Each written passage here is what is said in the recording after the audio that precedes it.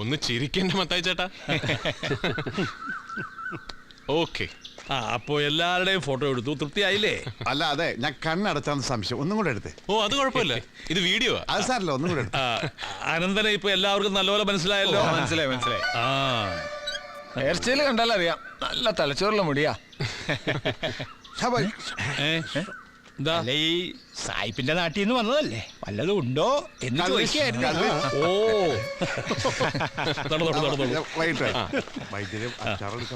നീഞ്ഞു വന്നേ, ഇത് മോനാ ശ്രീനി. അടുത്തൊക്കെ കഴിഞ്ഞു. ഇവൻ എവിടെയെങ്കിലും ഒരു പണിയാക്കി കൊടുക്കണം. ഇവിടെ നിന്നാ ഭക്ഷണമായേ ഉള്ളൂ. BA പാസ്സായി. ഓ, പഠിച്ചതിന്റെ ദൂഷ്യായതൊക്കെ. ഞാൻ ഈ പട്ടും ചുറ്റി വാളും പിടിച്ച് നടക്കുന്നത് ഇവന് പുച്ഛ. ഷടാ, ലോകം പുരോഗമിച്ചെന്ന് കരുതി തന്ത തദ്ദയല്ലാതായി പോവോ?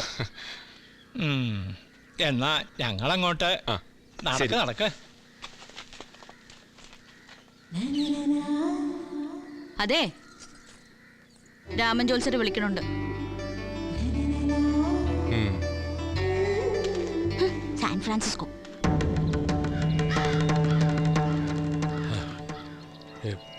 പതിവില്ലാതെ എന്താ ഈ വഴിക്ക് എന്ന് ആലോചിക്കായിരുന്നു.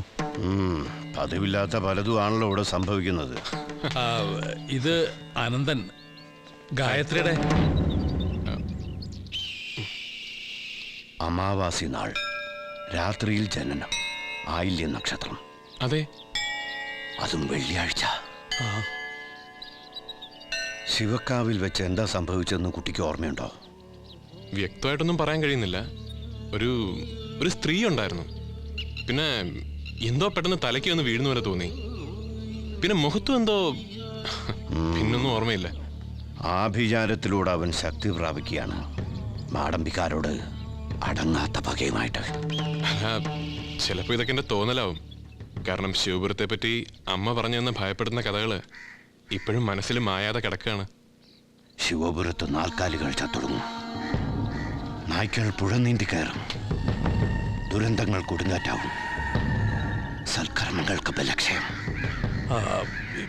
പരിഹാരം എന്തെങ്കിലും? ഒന്നേ ഉള്ളൂ, ശിവക്കാവിൽ വിളക്ക് തെളിയണം. ഒന്നല്ല, 1000. അതിനാണല്ലോ ഞാൻ വന്നിരിക്കുന്നത്. അറിയാം, പക്ഷേ കുട്ടി ഇപ്പം അതിനൊന്നും മുതിരണ്ട. അമ്മയുടെ ചിതാഭസ്മം ഈ തറവാട്ടിൽ തന്നെ സ്ഥാപിക്കുക, എത്രയും പെട്ടെന്ന് മടങ്ങുക. അത് അമ്മയുടെ അവസാനത്തെ ആഗ്രഹം. പറഞ്ഞല്ലോ, അതിനൊന്നും ഇപ്പം മുതിരണ്ട, എത്രയും പെട്ടെന്ന് മടങ്ങുക.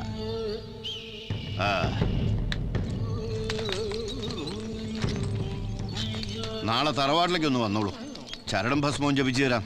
പിന്നെ അമ്മ പറഞ്ഞു തരാത്ത ഒരുപാട് കഥകൾ ബാക്കിയുണ്ട് ഈ ശിവപുരത്ത്. കാര്യങ്ങൾ കാലേകുട്ടി കാണാൻ സിദ്ധിയുള്ള ആളാ ജോത്സ്യര്. ഒന്നും നിസ്സാരമായി കാണരുത്.